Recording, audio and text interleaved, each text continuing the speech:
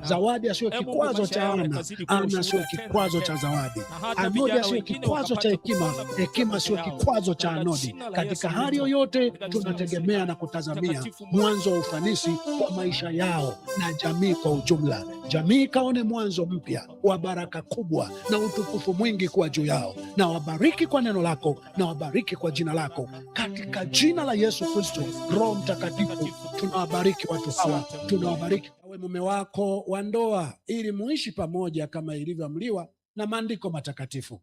Je, utamtii, kumheshimu, kumpenda na kuwa pamoja naye katika hali zote, siku zote za maisha yenu, na wengine wote kuwaepuka? Kama jibu ni ndio, sema ndio, nitafanya hivyo. Ndio, nitafanya hivyo. Makofi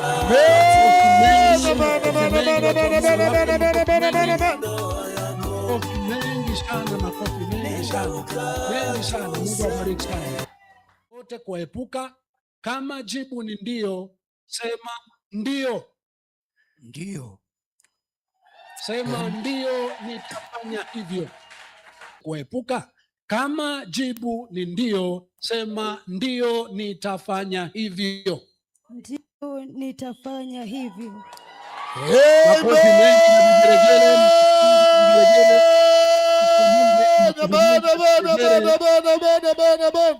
Majibu ni ndio, basi sema ndio, nitafanya hivyo. Ndio, nitafanya hivyo. Amen. Watu wake, na naomba niwatoe wasiwasi kwamba wakati mwingine kuzaliwa kwa jambo jema. Musa alipokuwa anazaliwa waliuawa watoto wote. Yesu alipokuwa anazaliwa waliuawa watoto wote chini ya miaka 2. Halikadhalika inawezekana kwa neema ya Mungu huenda kuna jambo linaweza likaja kuzaliwa kwenye nchi ya Tanzania. Hakuna ajabu yoyote, idadi yoyote ya watu watakaouawa, wawe ndugu zangu, wawe ndugu wa mbali, watakaouawa kwa sababu ya jambo hili ambalo huenda Mungu atakuja kulizaa wakati fulani kwenye taifa la Tanzania. Ndio. Mimi baadhi ya watu wachache tuliosalia tumechagua kuishi kwa mateso, tumechagua kuishi kwa kulia, lakini tusikubali kwamba kuteswa, kuuawa ni maisha ya kawaida. Tumeacha nyumba ya Farao. Ndio. Tumeacha mapochopocho, tumeacha chakula kizuri kilichopo Mbeya, kilichopo Tukuyu. Tunaishi kulala kwa tabu kwenye mapango, kwa hatari, huku tukiwindwa, huku tukifukuzwa, kana kwamba tumeua mtu, kana kwamba tumeiba cha mtu. Lakini tumekuwa radhi na mateso haya na unyonge huu na mapungufu haya, kwa sababu tunajua yampasa mmoja ateseke au wawe aumie kwa ajili ya wengi wakati fulani. Neema ya Yesu na baraka za Mungu ziwe pamoja nanyi. Nitarudi baadaye kidogo pasipo kuchelewa sana. Ndio, nimependa nitoe maneno yangu ya baraka kwa watu wote waliopewa neema ya kuwepo kwenye ibada hiyo leo. Ndio.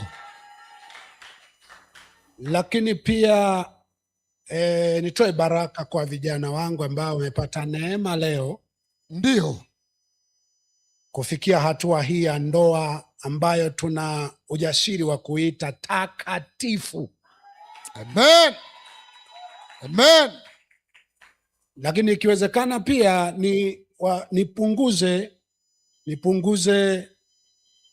niongeze uelewa kidogo, niongeze uelewa kwa watu mbalimbali waliokuja hapo, wanaweza kawa wanajiuliza na maswali 2 matatu. Ndio.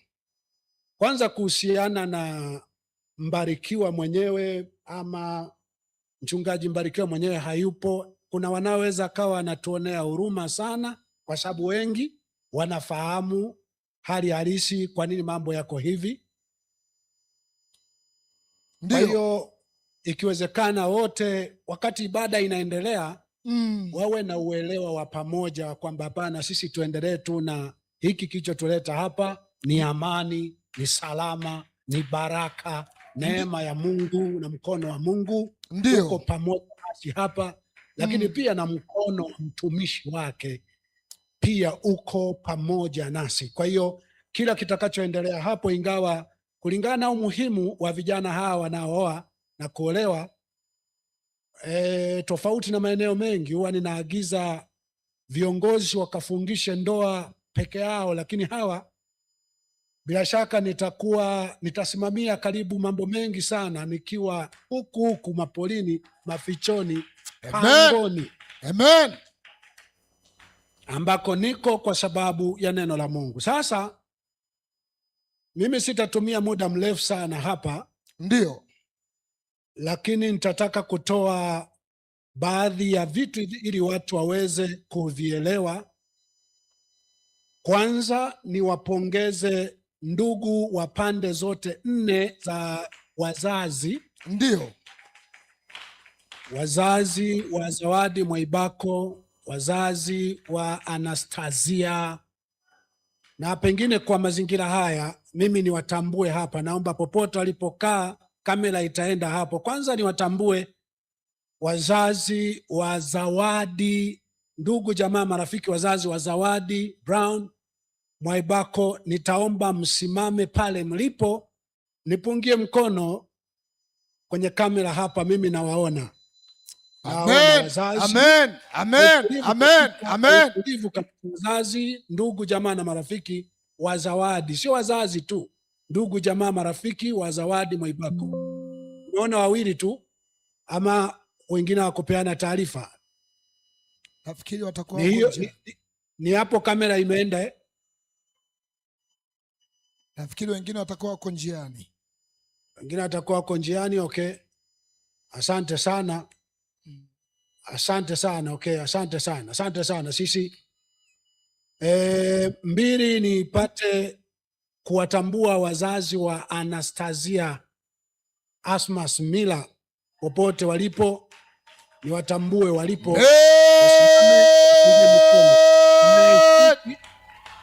Amen.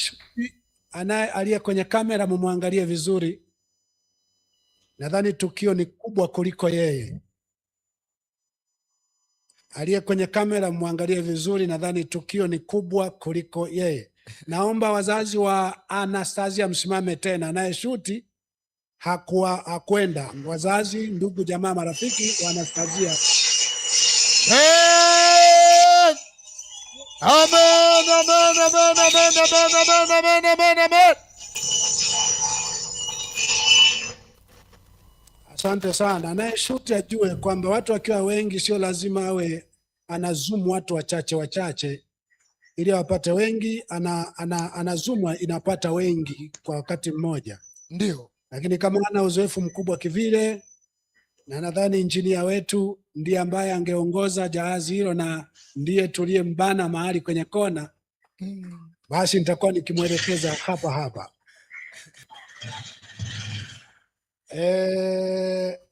Baada ya hapo nitambue wazazi wa Anodi Amri Mwinuka, ndugu jamaa marafiki na wazazi.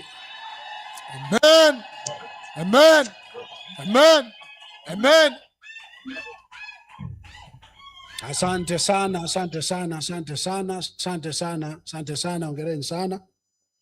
Na mwisho nitambue wazazi, ndugu jamaa na marafiki wa Hekima Marco Mwendapole. Amen.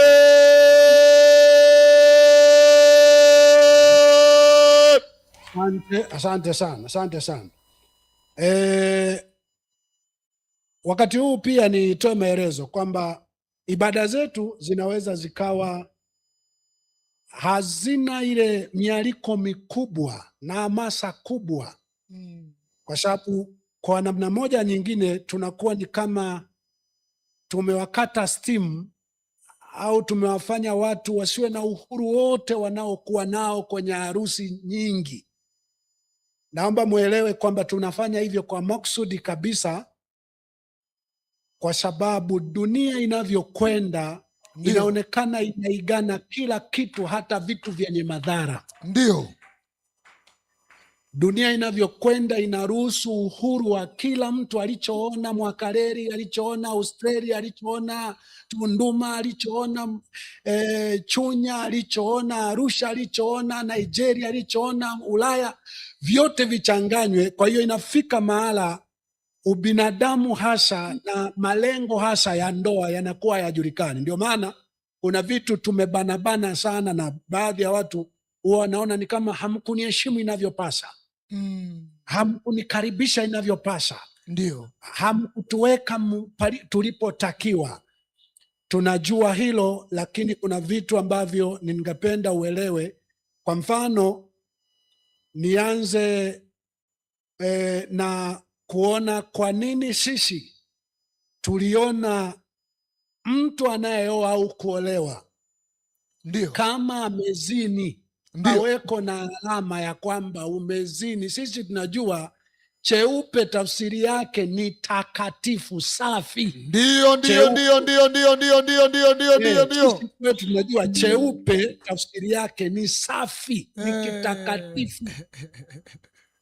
Kuna wanaosema ukiwa ndani ya Yesu umekuwa kiumbe kipya, ya kale yamepita, tazama ni mapya. Nataka nikuulize kwamba ukizini kabla hujaingia ndani ya Yesu ukapata ukimwi, ukiingia kwenye ndoa ukimwi unakuwa mpya, haupo.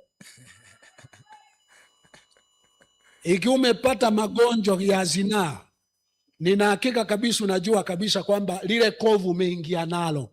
Ndio.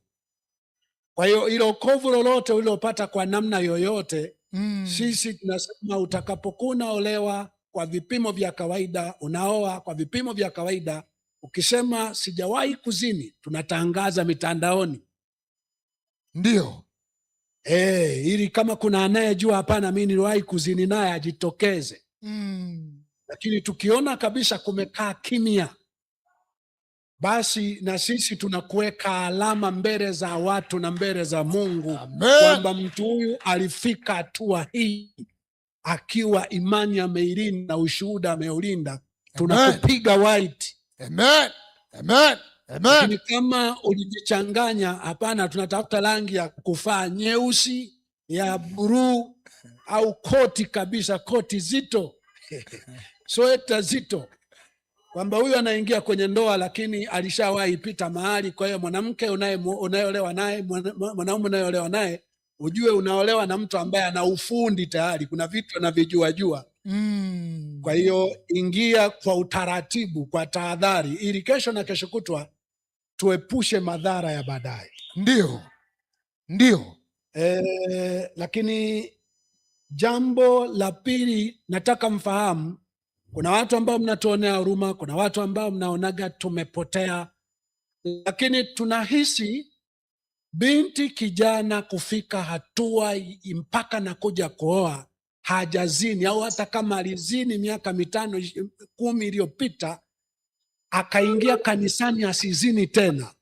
Sisi tunachojua kwamba kunahitaji mkono na nguvu ya kiongozi, mchungaji, ambaye kwenye Danieli 12 inatambua watu kufanya mema kwa kusimamiwa, kwa kuongozwa. Ndio. Na sisi tuna kaukoroni fulani ambako inawezekana katakushangaza. Kuna kaukoroni fulani hapo walipo vijana, mabinti yani kijana, mtu wa jinsia tofauti haruhusiwi kuwa na mawasiliano na mtu wa jinsia tofauti. Ndio. Yani hata wakiwa wachumba au akina Nodi au akina Zawadi, vinginevyo wawasiliane kwa shughuli ya kazi. Ndio. Lakini kwa namna yoyote ya kwenda kutongoza, kwamba kijana anaenda kumtongoza binti, sisi haturuhusu. Amen. Kijana kuwasiliana na binti kwamba nakupenda, sijui siku yetu imesogea, sijui twende shopping. Sisi ndo maana shopping yenyewe ya kikoroni. Nguo za harusi tunazipanga wenyewe kwamba zisiwe na makorokoro mengi. Ndio. Ukiangalia mabinti hawatuonyeshi mabega, hawatuonyeshi machuchu, hawatuonyeshi uwazi wowote. Hiyo sio nguo imetoka kule ambako dunia ndo imezoea. Ndio. Sisi nguo zetu tunaziedit. Amen. Tunaziedit vijana wa kiume tusingetaka wawe kwenye mapurupuru mengi, waingie kwenye gharama nyingi, zingine wanapata na madeni. Ndio. Tunajaribu wavae kanguo, ndio, ambapo gharama inawezekana. Na hata ikishindikana, basi wanavaa nguo zetu hizi zinazovaa kwenye ibada, ili wasiingie kwenye madeni. Amen. Amen.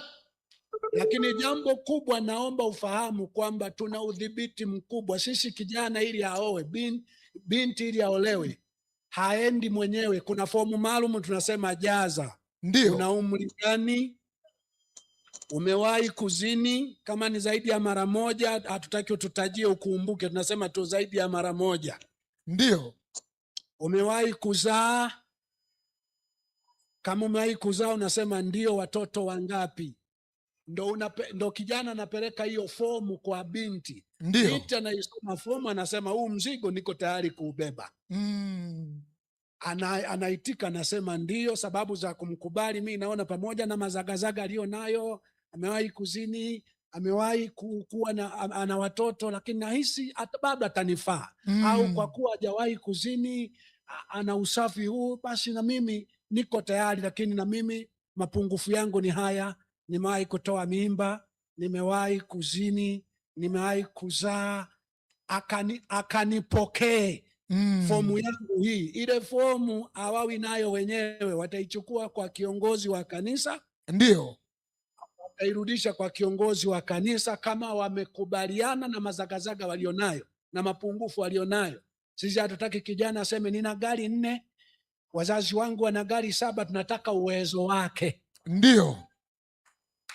Sisi hatufugi mbwa kutegemea mavi ya walevi. Ndio. Nataka kuona una shilingi ngapi, na usidanganye. Kama una 200,000 akibu, unasema nina 200,000.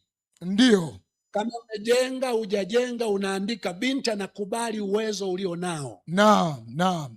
Na hatutaki udanganye. Kwa hiyo nimetaka mfahamu kwamba mpaka vijana wanafika hapo, wanapitia ukoloni. Sisi ukijiunga kanisa letu, kuna mwongozo tunasema ukijiunga na simu yako iokoke. Ndio. Siku yoyote tunaweza tukakagua simu yako, una chati nini, hasa mambo maovu. Ndio. Sasa kuna watu wanasema sheria inakataza. Biblia na sheria ni vitu viwili tofauti. Ndio. Hatukukabi shingo. Hatukukabi kwamba tunakagua simu yako. Tunaongea kwa uhiari wako. Ndio. Wewe si ulishindwa kujilinda mwenyewe, ukawa unapuyanga, ukiangalia TikTok, ukiangalia YouTube, ukiangalia Facebook, kichwa kinavurugwa. Umekuja hapa ili tukuchunge. Si tutachunga mpaka simu yako. Amen. Na siku ya kukagua tunakwambia, ndugu, sisi tuna mashaka na wewe. Unajijua uko safi? Niko safi. Una hiari tukague simu yako? Na hiari. Sasa tukikagua kwa hiari ya aina hiyo, wewe mwingine unachukia nini? Wewe malaya, kwa sababu wengine mnachukia tu kwa sababu ni malaya na unataka watu wengine wote uambukize umalaya. Kanisa lako limeshindwa kukuchunga, ndio maana ukuchungika. Na wewe ulipozini unajuta. Kweli. Kama sikupenda kujichafua hivi, lakini kulikuwa na nafasi ya mchungaji au kiongozi ambaye ndio mtumishi wa Mungu. Sasa mimi namuogopa Mungu. Mungu ni mtu. Kama unamwogopa Mungu, kasalige nyumbani kwako na Mungu huyo. Kajifungie ndani, kamuogopage Mungu kule ndani. Umekuja kanisani, utamwogopa kiongozi, utamwogopa mchungaji. Ndio. Utatenda mabaya kwa kuogopa mchungaji. Sisi kwa ukoroni huo, nimetaka mfahamu, kwa ukoroni huo vijana hao wamefika hapo walipo safi kabisa.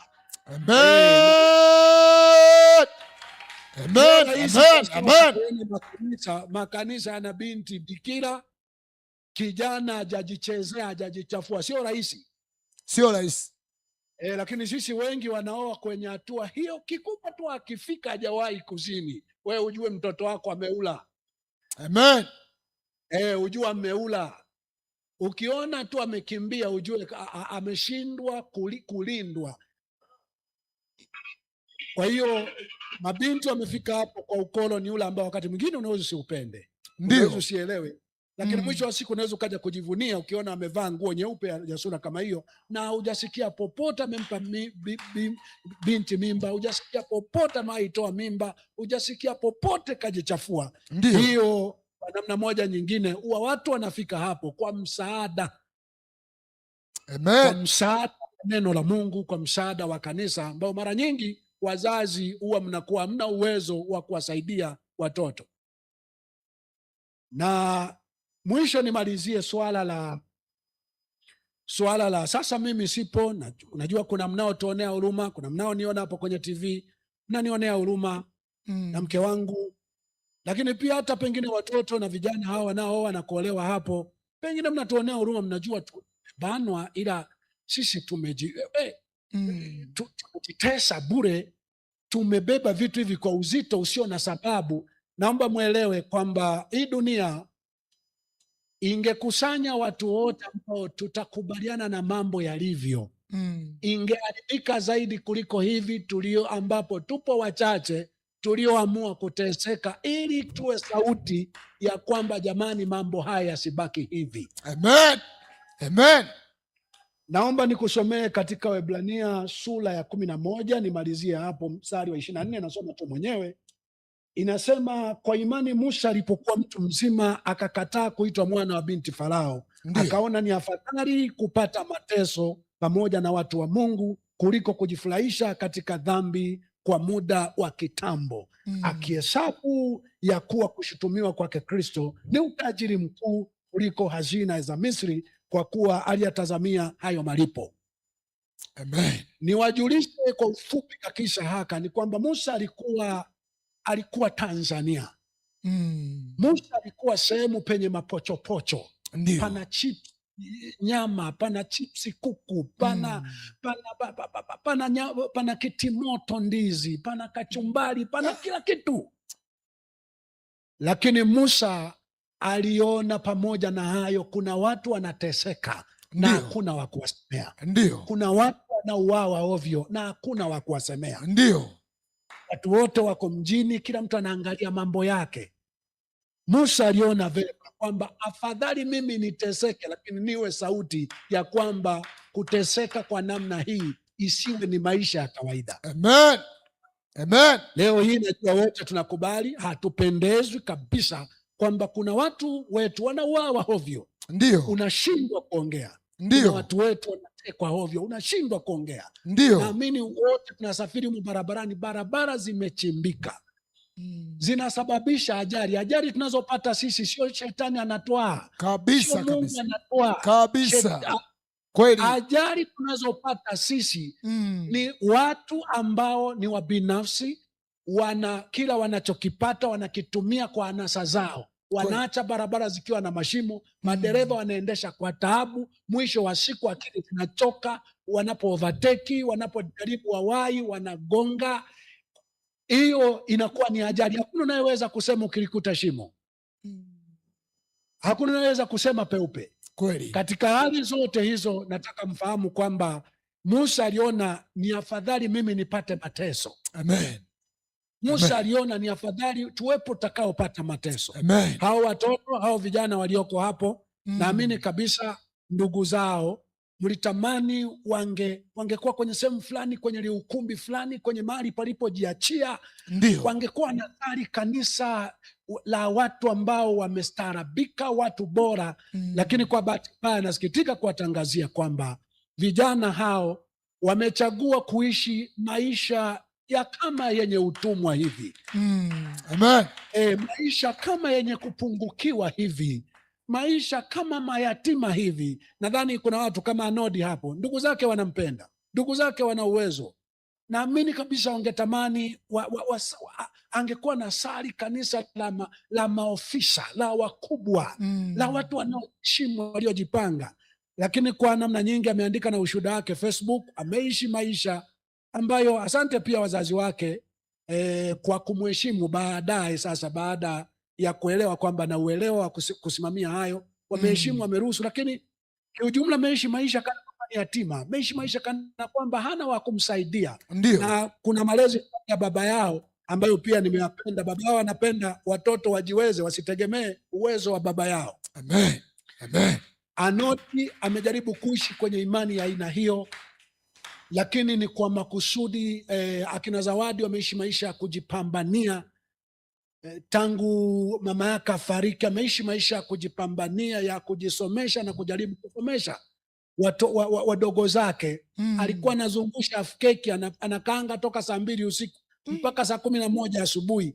Anaenda kuzungusha mpaka saa 9, anajumua, ananunua unga, anaanza kukanda, anaacha uumke saa 3 usiku, anaanza kupika mandazi mpaka saa 11. Maisha yalikuwa ya aina hiyo, lakini wakawa tayari kuishi maisha ya aina hiyo, wasiibe cha mtu, wasijiingize kwenye magenge mabaya. Amen. Kwa sababu wanajua Mungu. Amen. Amen.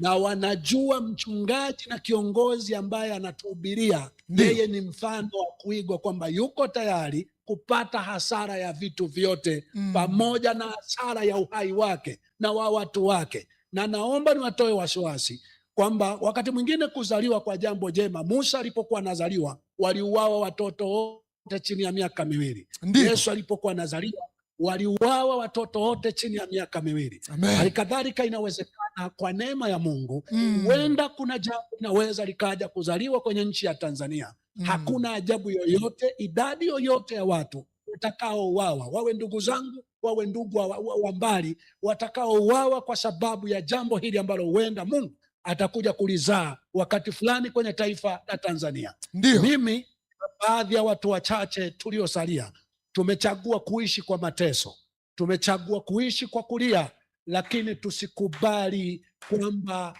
kuteswa, kuuawa ni maisha ya kawaida. Tumeacha nyumba ya Farao. Ndio. Tumeacha mapochopocho, tumeacha chakula kizuri kilichopo Mbeya, kilichopo Tukuyu.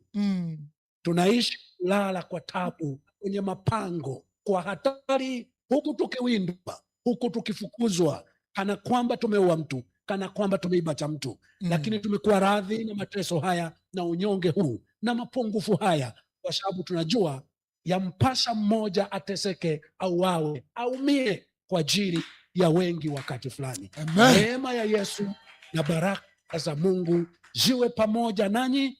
Nitarudi baadaye kidogo nitakapokuwa na waunganisha na kuwawekea mkono wa baraka, ingawa ni kwa maneno tu ya kutoka mbali, lakini nitarudi sasa. Naruhusu utaratibu urudi kwa kiongozi na msimamizi na mwendeshaji wa shughuli hizo zote, kwa neema na baraka na mkono na uwezo wa Mungu. Neema ya Bwana wetu Yesu Kristo iwe pamoja na nyote. Amen. Amen. Ndio. Katika jambo ambalo sikuandaa pale mwanzoni ni kwamba sisi tumeepusha mambo yote yakiwemo ya sherehe baada ya ibada ya kanisani kwenda kufanyikia kwenye maukumbi, kwa sababu mara nyingi hunajisi ndoa husika. Ndio. Ikumbukwe sisi ndoa tunajaribu iwe takatifu, iwe ya watakatifu na iwe takatifu. Naam. Kwenye ukumbi kuna taratibu zisizo takatifu. Kweli. Kuanzia uvaaji, uendeshaji, miziki, vinywaji. Mara nyingi wanaochangia michango wanakuaga na amri ya hiyo harusi. Hata mkijiapiza, sisi hakutakuwa na muziki wa dunia, sisi hakutakuwa na vinywaji vibaya, mambo kadi yanavyosogea hubadilika na ujikuta kunaenda kuwa na unajisi. Ndio. Lakini kama hiyo haitoshi, ni kwamba taratibu za kwenye maukumbi mara nyingi huzalisha madeni kwa wazazi au maharusi, ambayo hugeuka kitanzi baada tu ya ndoa, hugeuka migogoro na migongano baada tu ya ndoa. Kwa hiyo naomba mchukuliane na upuzi wetu, ambayo kwetu tunaiona ni hekima. Tumeepusha yote hayo. Sasa baada ya ibada hapa, tunataka vingine vyote vifanyikie hapa kanisani, kwa sababu hapa tunawabana. Hapa utaenda kutuvalia mpasuo. Ndio. Hapa utaenda yani hutafanya chochote kichafu, utaweka mziki wowote chafu, kila kitu tunakubana. Naam. Tunakubana hapa. Utaanza kutongozana na mwanamke mwingine, mwanaume mwingine, kama mmekutana hapo, umebanwa, yani uko kwenye kibano.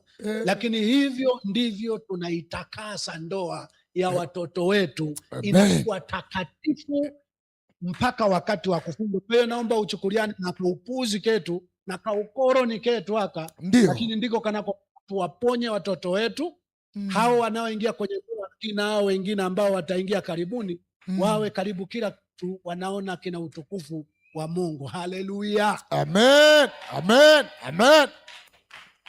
Kwa mengine ambayo yanawashangaza, inakuwaje anafungishia tunaangalia kwenye mtandao, basi ndo ujue haya ni marupurupu ya kuamua kuishi kwa haki. Tunaikuwa kwenye mateso, lakini bado mambo yanaendelea. Amen, amen. Kwa hiyo hao ni wasaidizi wangu wa karibu sana. Anodi na Zawadi ni wasaidizi wangu wa karibu sana, ambao nimeona vema mimi mwenyewe niweke mkono wa baraka juu ya ndoa yao. Amen, amen, amen. Yani kwa tafsiri nyingine, mimi mwenyewe nifungishe ndoa yao. Sasa ninaanza protokoli ya ufungishaji wa ndoa. Ndio. Ndugu zangu, tumekutana leo hapa mbele za Mungu muumba mbingu na nchi na vyote vilivyomo, ndio, ili kumuunganisha Zawadi Brown Mwaibako na Anastasia Asmas Mila, lakini pia tunamuunganisha Anodi Amri Mwinuka na Hekima Marco Mwendapole, ili wawe mme na mke katika ndoa takatifu ambayo kwa mujibu wa maandiko matakatifu inapaswa kuheshimiwa na watu wote. Lakini kwa kuwa sisi tunafanya kitendo hiki kifamilia katika Kristo Yesu, yani tunabariki makubaliano yao, hatuna mamlaka ya kisheria kuruhusu mtu kuweka pingamizi la aina yoyote la kisheria kwenye ibada kama hii. Kwa maana hii tunawajulisha ya kuwa ikiwa kuna sababu yoyote ya kisheria kuwazuia hawa wasiunganishwe kuwa mume na mke au kubarikiwa, utachukua hatua hizo ikiwa watu hawa watatangaza ndoa ya kisheria na kufuata taratibu hizo. Kwa hiyo hapa ni vema ujue kwamba hatutatoa lile tangazo unalosikiaga, kama kuna yeyote wa kupinga ni wakati wake sasa. Hilo halipo. Sisi tunawabariki kifamilia, tunawabariki katika Bwana, katika Kristo. Amen. Wao wakitaka kwenda kuchukua cheti cha ndoa bomani au mahali popote kinakopatikana, huko ndo utaenda kupinga. Ndio.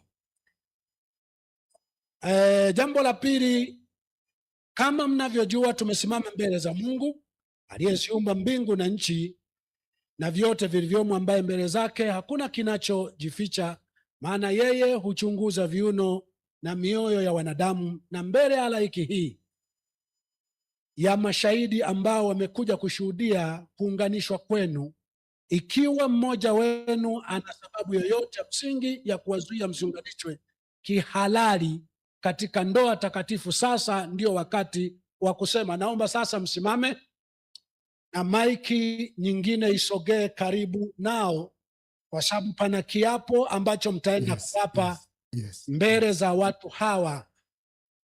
Kwa hiyo wasaidizi, naomba kwanza mshike, kwa sababu wako wawili, kwa tutasoma tu mmoja mmoja.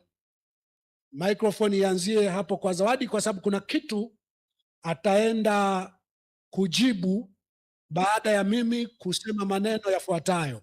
Ndio. Na ulipika maiki kwa ajili ya kwamba watu wanatazama mitandaoni, aidha uwe nyuma yake, utamuonyesha, utamwekea tu maiki itakapotakiwa kujibu. Sasa ninaongea na Zawadi Mwaibako. Zawadi Brown Mwaibako, je, unakubali kumpokea na kumchukua Anastasia Asmas Mila kuwa mke wako wa ndoa, ili muishi pamoja kama ilivyoamuliwa na maandiko matakatifu? Je, utampenda kama Kristo alivyolipenda kanisa, kumheshimu, kumtunza, kumlinda na kuwa pamoja naye katika hali zote siku zote za maisha yenu, na wengine wote kuwaepuka? Kama jibu ni ndio, sema ndio. Ndio. Sema ndio nitafanya hivyo. Ndio, sema hivyo. Tupige makofi mengi sana kwa sababu Amen. Amen. Amen. Sana. Wakati huo ni malize moja kwa moja. Msaidizi wa Anastasia utamsaidia, atajibu. Anastasia Asmas Miller, je, unakubali kuolewa na kumpokea Zawadi Brown Mwaibako awe mume wako wa ndoa ili muishi pamoja kama ilivyoamuliwa na maandiko matakatifu? Je, utamtii, kumheshimu, kumpenda na kuwa pamoja naye katika hali zote, siku zote za maisha, na wengine wote kuepuka? Kama jibu ni ndio, sema ndio nitafanya hivyo. Ndio nitafanya hivyo. Makofi mengi na vigelegele.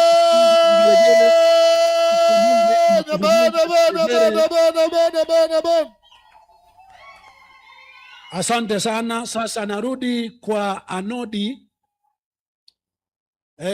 Anodi Amri Mwinuka, je, unakubali kumwoa na kumpokea Hekima Mako Mwendapole wa mke wako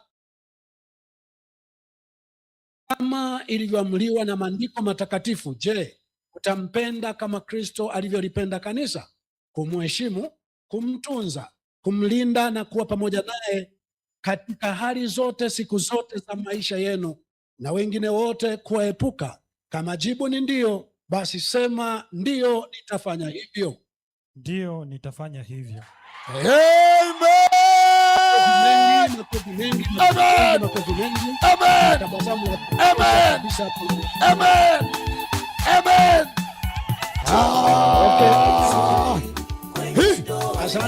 Asante sana. Na wakati wote mjue, baada ya viapo hivi na maombi, basi tutakuwa tunatoa sadaka, alafu tutapita kuwakumbatia. Kwa pana muda tu ambao tutajiachia, muwe na amani tu kabisa. Kuna muda tutajiachia, lakini hapa toka napiga vigeregere kwa kituo, makofi kwa kituo. Sasa nageukia kwa Hekima. Hekima Mako Mwendapole, je, unakubali kuolewa na kumpokea Anodi Amri Mwinuka awe mume wako wa ndoa ili muishi pamoja kama ilivyoamriwa na maandiko matakatifu? Je, utamtii, kumheshimu, kumpenda na kuwa pamoja naye katika hali zote, siku zote za maisha yenu, na wengine wote kuepuka?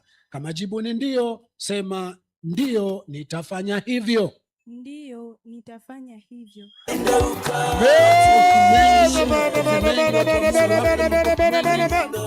Makofi mengi sana. Mungu awabariki sana. Kama nilivyoahidi nikasema haya mengine yote yanayokuwa yamesalia hapa ni voda faster, ni spidi ya farasi, ni spidi ya ndege. Kwa hiyo wewe tegemea ndani ya dakika 5-10 zijazo hapa kila kitu tunakuwa tumeua, kila kitu tunakuwa tumeshamalizana nacho. Amen. Kwa hiyo sasa tulia sasa, wakati huu niombe pete zipokelewe na kiongozi wa ibada hapo. Pokea hizo pete tuziombee. Pokea hizo pete tuziombee zote, kama ziko kamili hapo zote. Zimekamilika. Pokea hizo pete tuziombee kabisa, kwa sababu zinaenda kufanya agano. Ni wanatunukiana, wanawekeana alama mbele za watu. Ndio, mbele za watu. Sasa ninaomba zishike hizo pete, ziinue juu kwa mkono huo ulioshika kiongozi wa ibada, ziinue juu. Roho Mtakatifu, Mungu wa baraka, Mungu wa neema, pete hizi ni alama ya kutunuku, kutambua kwamba huyu ni mke, huyu ni mume ambaye nimekusudia kuishi naye sawa na viapo na maelekezo ya neno lako Mungu na kanisa, na mbele ya mashahidi na watu hawa, katika jina la Yesu. Pete hizi zikawe na sauti yako, zikawe na nguvu yako, zikawe na makusudi yako ya milele juu ya ndoa za vijana hawa, kwa jina lako Yesu Kristo, Amen. Amen. Amen. Amen. Sasa kwa kuwa ni wachache tunaowafungisha leo, basi bado tutaenda mmoja mmoja. Nitaomba Zawadi na Ana msogee mbele kama hatua moja hivi au mbili, hatua kama mbili. Nyingine, hatua nyingine. Sawa. Hapo sawa. Na wasaidizi msogee karibu nao. Msaidizi wa kike uwe upande ule kabisa, na msaidizi wa kiume uwe hapo, ili usimzibe sana Zawadi. Na wakati huo sasa naongea kwanza na Zawadi. Naomba maiki isogee karibu hapo. Zawadi Mwaibako, nitatamani unifuatishe maneno haya. Sema, mimi Zawadi Brown Mwaibako. Mimi Zawadi Brown Mwaibako. Na kupokea wewe Anastasia Asmas Mila. Na kupokea wewe Anastasia Asmas Mila. Kabla tujaendelea, mshike mkono, tumia mkono wako wa kushoto, mshike mkono wa kushoto kwa Anastasia, mgeukie Zawadi. Na ili maiki iwe nawaona huku, Anastasia ongeza hatua moja mbele. Ongeza hatua moja mbele kwenda waliko watu. Zawadi ongeza hapo sawa. Na mimi naona sawa sawa. Hapo naona sawa sawa. Nishike mkono wa kushoto kwa kutumia mkono wa kushoto, alafu baadaye nitawaelekeza. Sasa rudia tena, sema, mimi Zawadi Brown Mwaibako. Mimi Zawadi Brown Mwaibako. Na kupokea wewe Anastasia Asmas Mila. Na kupokea wewe Anastasia Asmas Mila kuwa mke wangu wa ndoa. Kuwa mke wangu wa ndoa. Kuwa nawe siku zote. Kuwa nawe siku zote. Kuanzia leo. Kuanzia leo. Katika hali zote. Katika hali zote. Nitakupenda. Nipenda. Nitakuheshimu. Nitakuheshimu. Nitakulinda. Nitakulinda. Siku zangu zote za maisha yetu. Siku zangu zote za maisha yetu. Kwa maneno haya. Kwa maneno haya. Mbele za Mungu na mbele za mashahidi hawa. Mbele za Mungu na mbele za mashahidi hawa. Nakupa nadhiri yangu. Nakupa nadhiri yangu. Mvike hiyo pete kwenye kidole cha pili cha kushoto. Kidole cha pili cha kushoto. Cha pili kutoka mwisho.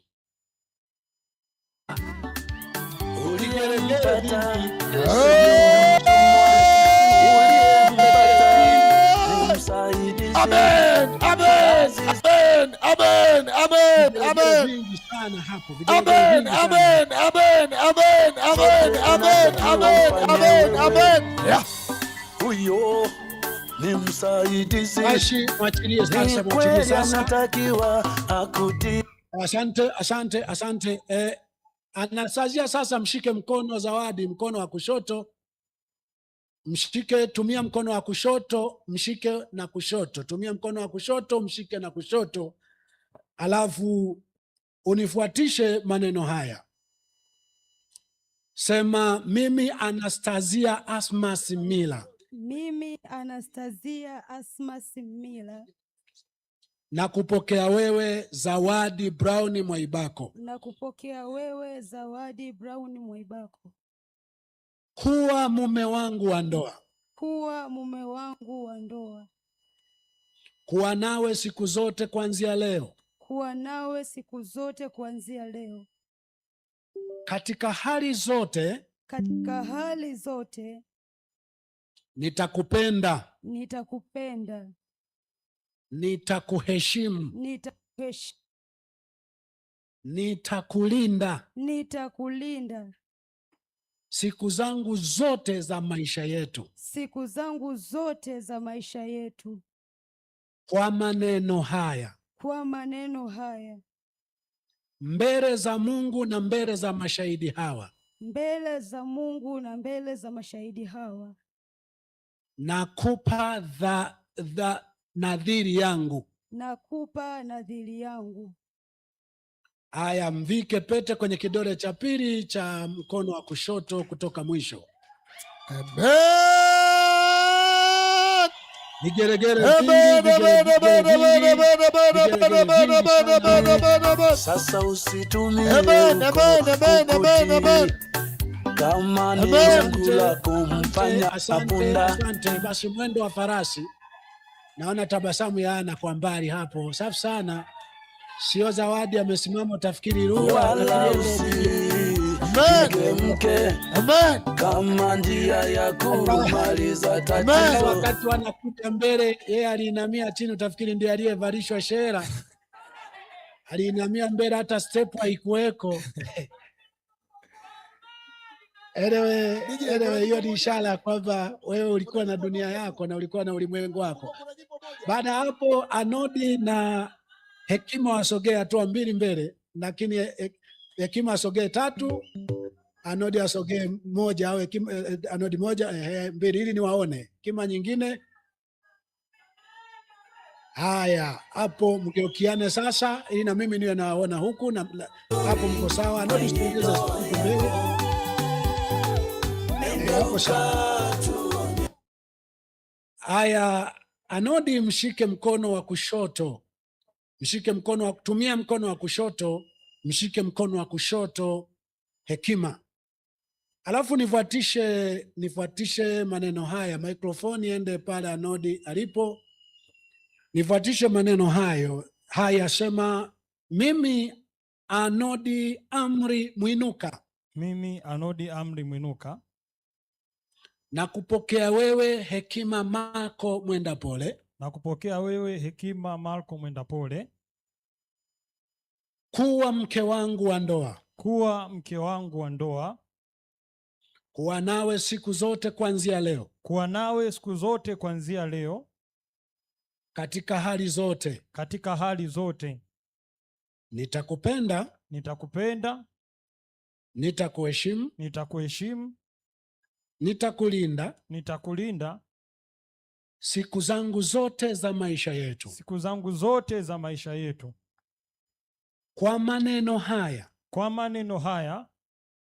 Mbele za Mungu na mbele za mashahidi hawa. Mbele za Mungu na mbele za mashahidi hawa.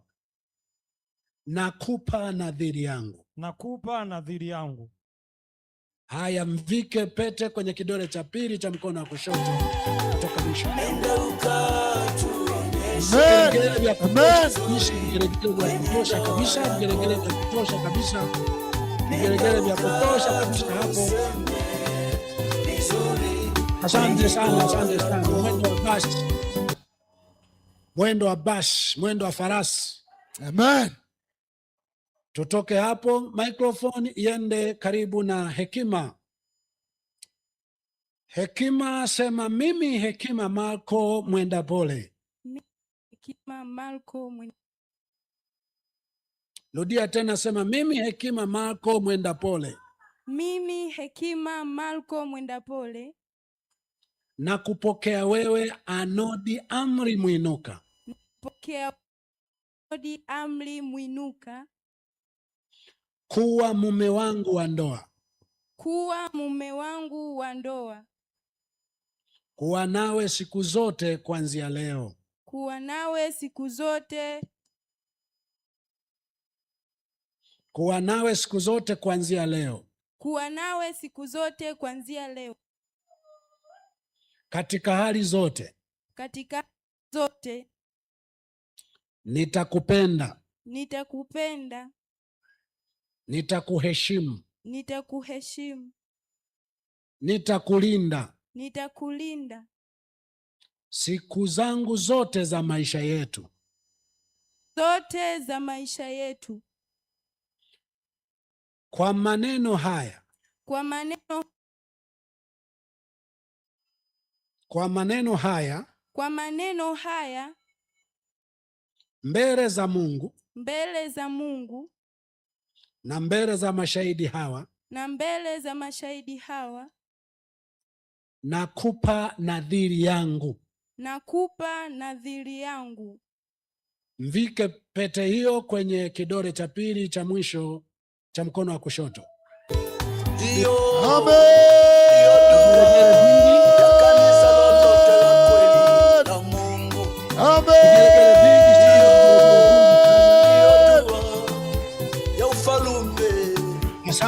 Asante sana.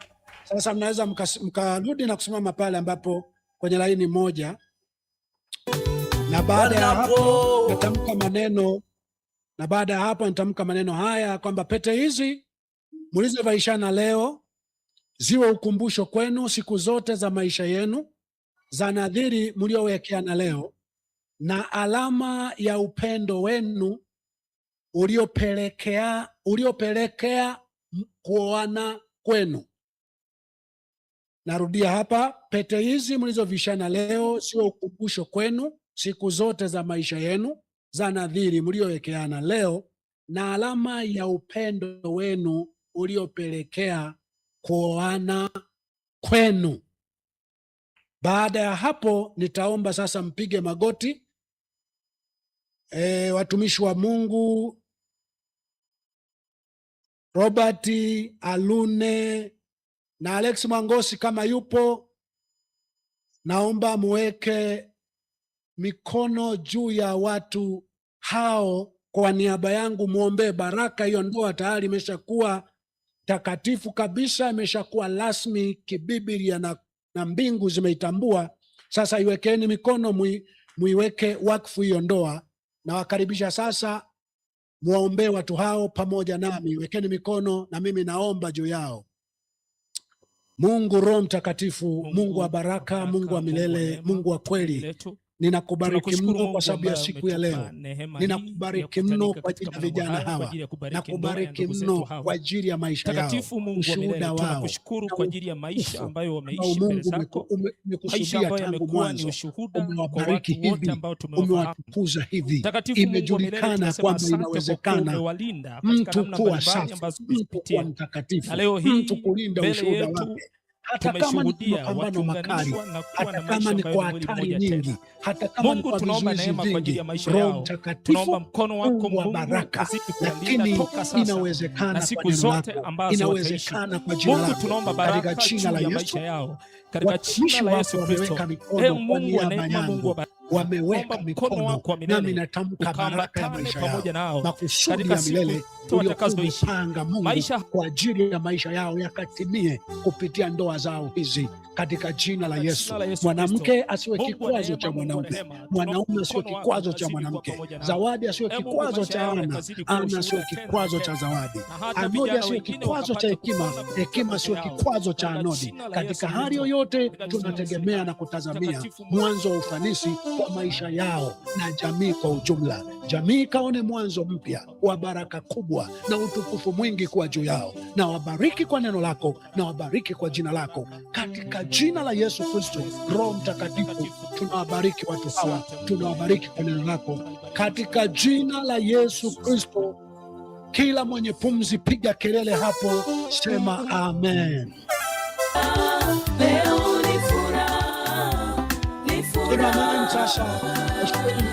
Amen, amen, amen, amen, amen, amen, amen, amen, amen, amen, amen. Hapa natoa sasa utaratibu ambao hata walioandaa chakula sasa wanaweza wakaingia, kwa sababu sasa tunaweka chombo cha sadaka hapo, chombo cha sadaka hapo, tunaweka chombo cha sadaka, na maharusi mnakuwa wa kwanza kutoa sadaka ya shukrani. Hiyo sio zawadi yenu, ni mnamshukuru Mungu na watu wamshukuru Mungu pamoja nanyi. Kwa hiyo maharusi, kama hamna sadaka hapo, mwasachi wasaidizi wenu wazitafute sadaka hizo faster. Tutakapokuwa tunaombea sadaka na kuandaa chombo kuwa hapo, kifupi ni kwamba mtarudi nyuma kidogo, wapambe wenu watakuwa pembeni, chombo kitakuwa hapo mbele yenu, mwanzoni kabisa. Watu watatokea upande wa kanisa dogo kule, watu watatokea kule ili na kamera hii inawaona. Watakuwa anatoa sadaka mwanzoni kule, anatoa sadaka mwanzoni, anakuja kuwakumbatia. Hata hivyo, kutoa sadaka sio lazima. Hata kama huna sadaka ila unataka tu kwenda kuwakumbatia, nenda ukawakumbatie. Wakati huo tutakapokuwa sasa tunaserebuka hivyo, wote tunawagusa, tunawakumbatia, tunawasalimia. Uliye na njaa, nitumie hili neno, uliye na njaa unayesikia kula, utakapokuwa unatoka hapo, chakula kwa namna kilivyoandaliwa, nadhani mnapoingia kwenye sadaka hapa, nitaruhusu kiongozi wa ibada aendelee. Huyo ndo atatoa na utaratibu wa chombo cha vyakula viliko. Kwa mnaenda moja kwa moja, mnaingia kwenda kwenye chakula, na chakula tukimaliza kula, tunarudi kwenye nasaha, tunarudi kwenye shukrani ambazo bila shaka wataanza maharusi kuwashukuru wazazi wao na kuwatambulisha, na hatimaye wazazi wao kutoa nasaha kwa watoto wao, lakini pia na nasaha za kanisa ambazo bila shaka hazitachukua muda mrefu sana. Tutakuwa tumemaliza ibada yetu ya leo kukiwa kweupe kabisa, na baada ya ibada hiyo, wewe jua hakuna mahali tunaruhusu waende, hakuna tunakoruhusu waende. Baada ya ibada hiyo ni nyumbani, kila mtu kwao, kila mtu kwao. Yani kama ni gari inaweza ikatumika moja tu ya kuwapeleka maharusi nyumbani. Hatuhitaji msafara wowote, kwa sababu huwa tunaepusha gharama.